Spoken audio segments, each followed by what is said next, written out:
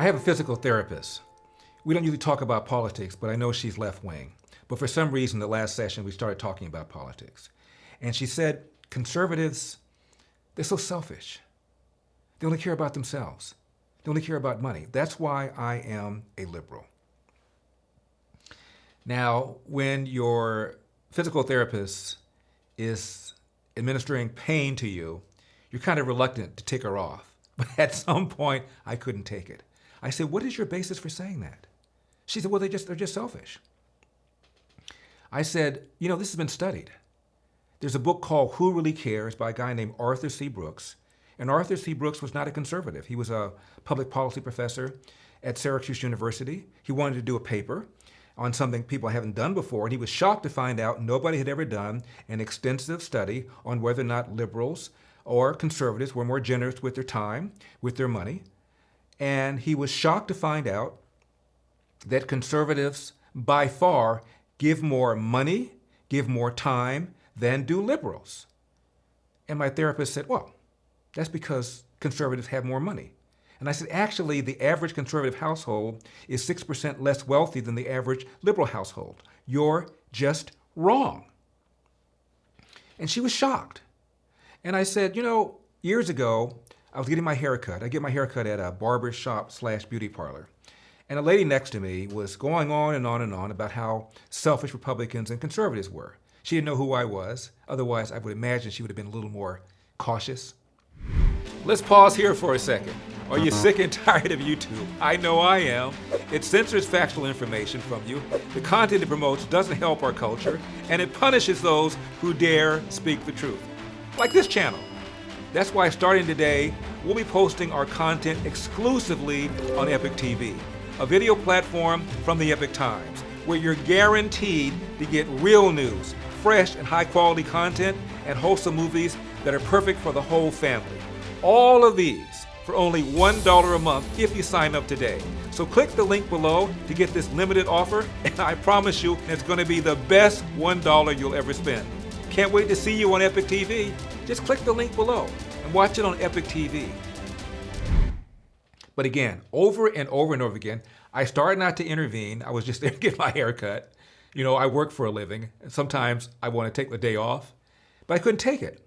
And I turned to her and I said, excuse me, do you have any idea who gives more money and gives more time to charity, Republicans versus Democrats, liberals versus conservatives? She said, oh, Democrats give more time. Democrats give more charity. Liberals give more time. Liberals give more charity. I said, actually, it's been studied. There's a book called Who Really Cares by a man named Arthur Brooks. And he was shocked because he thought the same thing you thought. He grew up in a non-political household. He wasn't liberal. He wasn't conservative. He was just kind of in the middle. But he just knew intuitively that Democrats were more generous with their time, with their money. He was shocked to find out it was the opposite. And in many instances, it isn't even close. And there are a couple of reasons. The first reason is that conservatives are more religious than liberals. And religious people give a lot more of their time and a lot more of their money to charity. The other thing is this. Most conservatives believe that government ought not be involved in welfare, and they talk the talk and walk the walk by donating money that they feel government shouldn't be doing because they feel that individuals and nonprofits should be doing it. And after I told her all of that, she said, oh, that's because Republicans have more money. Same as you just now said. And I said, actually, that's also been studied. The average liberal household has about 6% more money than the average conservative household. She was shocked. And by the way, for optics, happened to be a white female. In walks a black female. I said, excuse me, this young lady and I are having a conversation about who's more generous with their time and with their money, liberals or conservatives. What's your opinion? She said, oh, liberals are. By far. They're more generous. They're more caring. I said, actually, it's been studied. There's a book called Who Really Cares, and I went down the whole litany with her as I did with the other young lady, and she said, oh, that's because conservatives have more money. I said, actually, that's been studied too. They have less money. They're just more generous. She too was shocked. Here's a report on the book Who Really Cares, and I'm quoting. Religious people are givers. Religious observance is a key predictor of generosity. People who attend church weekly are 25 percentage points more likely to give money and 23 points more likely to volunteer than people who rarely attend. They give 350% more money and volunteer 200% more time despite not having higher household incomes. Notably, this giving was not just to religious charities and causes. Their support of entirely secular charities and voluntary associations is also comparably higher. End of quote. My therapist then said, well, the reason I'm a liberal is because of health care. I just think health care is important, don't you? I said, of course it's important. And I said, the best way to ensure better health care, better quality, better accessibility is through competition. And she said, yeah, but what about people who are really poor? And I said, what about donations? What about charity? That's what people are for. I said, there's a book called The Tragedy of American Compassion, written by a guy named Marvin Olasky, and he looked at the Great Depression when FDR rolled out the New Deal. And he found out that people that were eligible for charity but didn't take it either because of pride or because they were able to figure out getting money from their friends or family or somehow figured it out, versus those that took charity, over the long haul, the ones that avoided government charity were better off. It turned out government charity created dependence.